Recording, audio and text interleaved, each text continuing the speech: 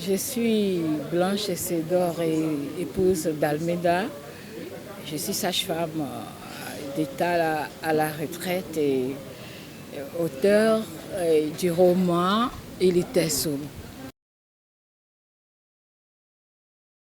Il était sourd n'est pas mon premier roman. J'avais déjà entamé, j'avais déjà écrit un que j'ai laissé et pour faire Il était sourd. C'était un devoir de mémoire à quelqu'un qui était cher pour moi. C'est l'histoire de ce monsieur, l'histoire, tout ce qui est là, tout ce que j'ai dit, il n'y a pas de fiction. C'est des trucs vrais, c'est des trucs, c'est des vérités, c'est des secrets, et des secrets gardés longtemps, trop longtemps en famille. Celui qui était riche était devenu pauvre en acceptant un Dieu, en faisant connaître Dieu aux gens que son père est féticheur et les anciens adeptes de son père féticheur.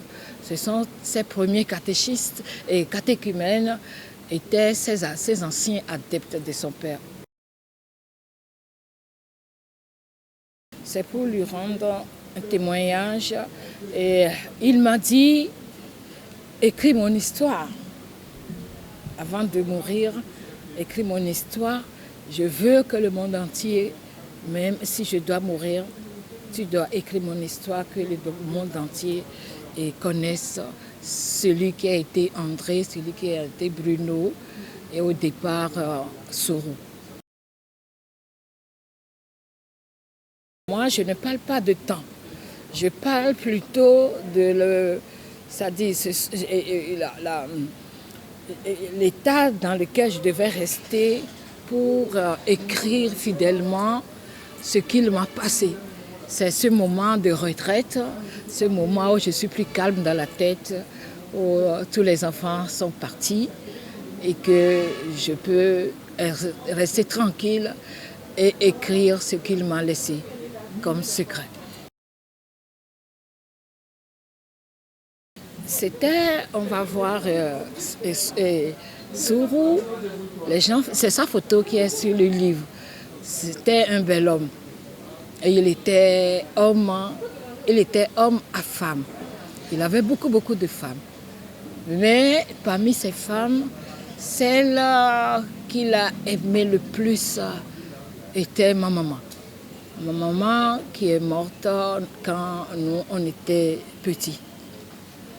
Et la façon dont ma maman est morte, je l'ai dite, après avoir eu des rapports sexuels avec son mari, mon papa. Et il a rendu l'âme dans ses bras, dans sa main. Donc,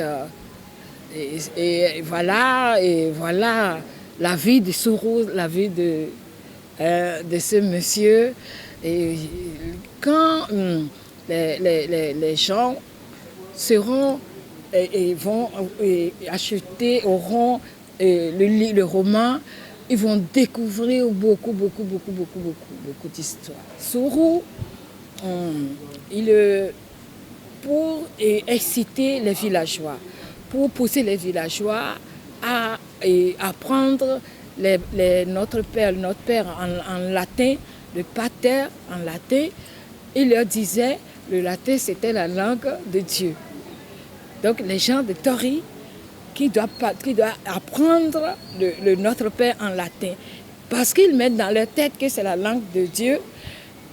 Entre eux, ils se disent mais papa a dit que c'est la langue de Dieu. Voilà que Dieu ne connaît pas et Tori. Si nous n'apprenons pas, nous n'apprenons pas cette langue, arriver en haut devant Dieu, Dieu ne comprend pas Tori. Donc c'est de cette manière aisément, il a appris, par exemple, Notre Père en latin aux villageois, anciens adeptes de fétiche. Il nous faisait peur. On était, à cause de son aisance, on avait tout.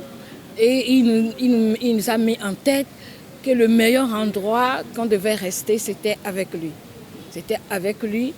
Et si tu fais quelque chose, tu n'as pas eu de bonnes notes, il te fait peur, il te dit, toi, la rentrée prochaine, tu iras en France. Je vais t'envoyer en France. Je vais t'envoyer en France et à l'internat et tu vas souffrir. Moi, particulièrement, j'avais peur et je me réveillais tôt pour aller le supplier. Papa, moi, je ne vais pas aller, je t'en prie, je préfère rester chez toi. Et c'est ça. Les amis se moquaient de nous. Mais nous, eux, ils veulent aller en France, mais nous, on nous fait peur. Et effectivement, ça nous faisait peur. Donc, je voudrais que les gens, que la population découvre ce merveilleux livre, ce merveilleux roman qui parle de beaucoup de choses, des choses qui doivent enseigner, des choses sur lesquelles les gens doivent prendre des exemples. Venez découvrir, venez connaître le reste des secrets de Elete Soro. Le lancement aura lieu au Chant d'Oiseaux le samedi 6 décembre à 15h précise. Venez massivement soutenir l'action, surtout, et découvrir ce roman. Hein, que celui qui est même concerné a voulu que les gens connaissent son histoire. Et voilà, et venez découvrir l'histoire de Soro.